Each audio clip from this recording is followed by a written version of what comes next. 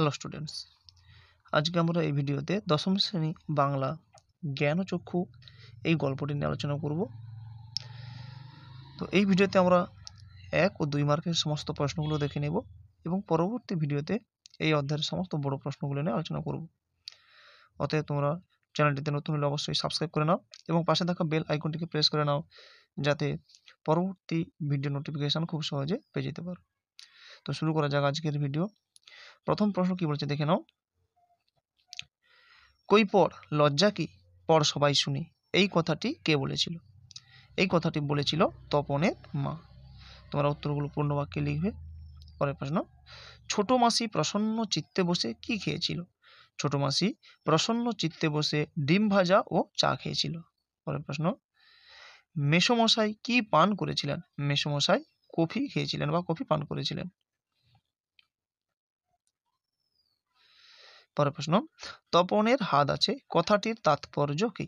তপনের হাত আছে কথাটির তাৎপর্য হলো তপনের ভাষা জ্ঞান বা ভাষার দখল রয়েছে। পরের প্রশ্ন, যেন নেশায় পেয়েছে, কোন নেশার কথা বলা হয়েছে? এখানে গল্প লেখার নেশার কথা বলা হয়েছে। পরের প্রশ্ন, মামার বাড়িতে তপন কোন সময় প্রথম গল্পটি লিখেছিল?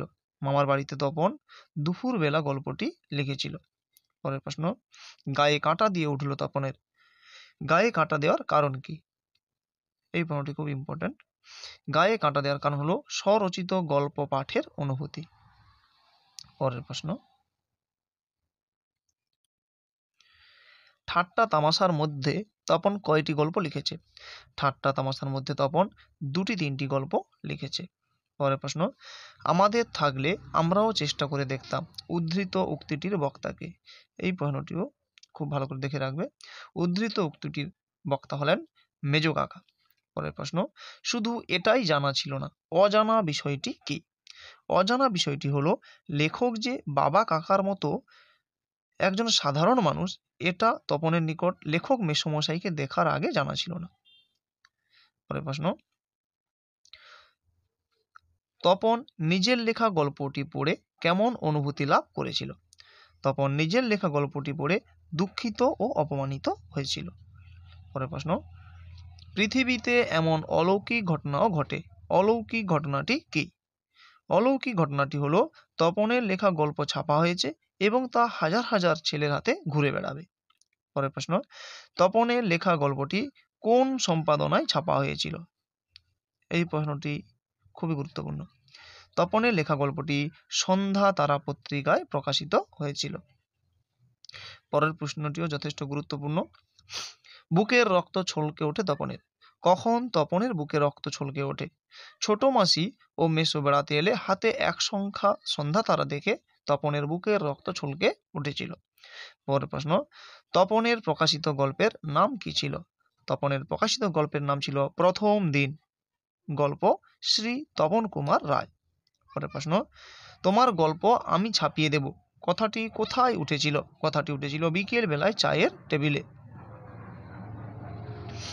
পরের প্রশ্ন, জ্ঞানচক্ষু গল্পটি কার লেখা? জ্ঞানচক্ষু গল্পটি অন্যতম বাঙালি লেখিকা আশাপূর্ণা দেবীর লেখা।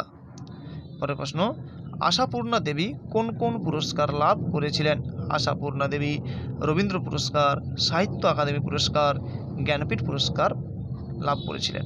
পরের প্রশ্ন, এত কাছ থেকে কখনো দেখেনি তপন, তপন কাকে এত কাছ থেকে দেখেনি? তপন একজন লেখককে এত কাছ থেকে দেখেনি। পরের প্রশ্ন,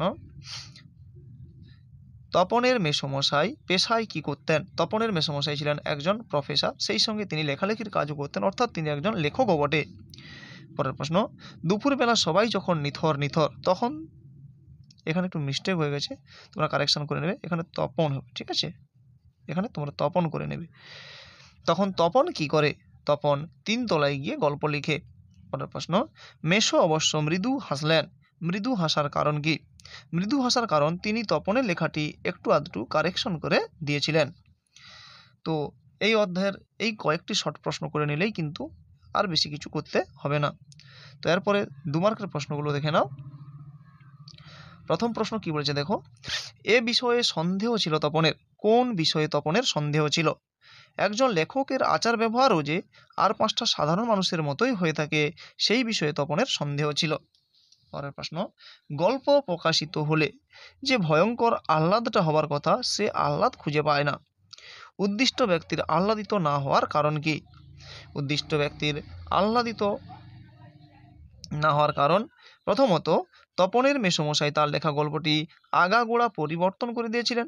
দ্বিতীয়ত গল্পটি ছাপানো নিয়ে তপনের থেকে তার নতুন মেসোর মহত্বের কথাই বেশি করে প্রচারিত হয় তপনের গল্প ছাপার আহ্লাদটা হারিয়ে গিয়েছিল। পরের প্রশ্ন,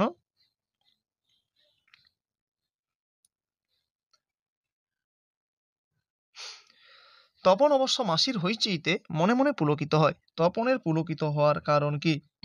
কারণ তপন জানে যে তার লেখার আসল মূল্য যদি কেউ বুঝতে পারে তাহলে সে তার নতুন মেসোই বুঝবে। পরের প্রশ্ন, বিকেলে চায়ের টেবিলে উঠে কথাটা, চায়ের টেবিলে কোন কথাটা উঠেছিল? তপনের লেখা গল্পটি তার মেসোমশাই সন্ধ্যা তারা পত্রিকায় প্রকাশ করে দেবেন এই কথাটাই চায়ের টেবিলে ওঠে। পরের প্রশ্ন, তপনের লেখা পড়ে ছোট মাসি কি বলেছিল? ছোট মাসি বলে যে, ওমা এ তো বেশ লিখেছিস রে, কোনোখান থেকে টুকলিফাই করিসনি তো? পরের প্রশ্ন, বুকের রক্ত ছলকে ওঠে তপনের, তপনের বুকের রক্ত ছলকে ওঠার কারণ কি? তপনের বাড়িতে বেড়াতে আসা ছোট মাসি আর মেসোমশাইয়ের হাতে থাকা এক সন্ধ্যা তারা পত্রিকা দেখে তপনের বুকের রক্ত ছলকে ওঠে। কারণ তপন ভাবে হয়তো তার অপেক্ষার অবসান এবার ঘটতে চলেছে নিজের লেখা গল্প ছাপার মধ্য দিয়ে। পরের প্রশ্ন, যা ঘটেছে সত্যই ঘটেছে, কি ঘটেছে লেখো। অর্থাৎ তপন কুমারের লেখা গল্পটি সন্ধ্যা তারা পত্রিকায় প্রকাশিত বা ছাপা হয়েছে। পরের প্রশ্ন, ক্রমশ কথাটা ছড়িয়ে পড়ে, কোন কথার কথা বলা হয়েছে? তপনের লেখা গল্পটি কিছুটা কারেকশন করে তার নতুন মেসোমশাই সন্ধ্যা তারা পত্রিকায় প্রকাশিত করেছেন এই কথাটি ছড়িয়ে পড়ে। পরের প্রশ্ন, তপন আর পড়তে পারে না, কখন তপন আর পড়তে পারে না? নিজের লেখা গল্পটি যখন সন্ধ্যা তারা পত্রিকায় প্রকাশিত হয় তখন তপন সেটা পড়তে গিয়ে দেখে যে মেসোমশাই গল্পটিকে আগাগোড়া কারেকশন করে নিজের পাকা হাতের কলমে নতুন করে লিখেছেন। তখন তপন আর পড়তে পারে না।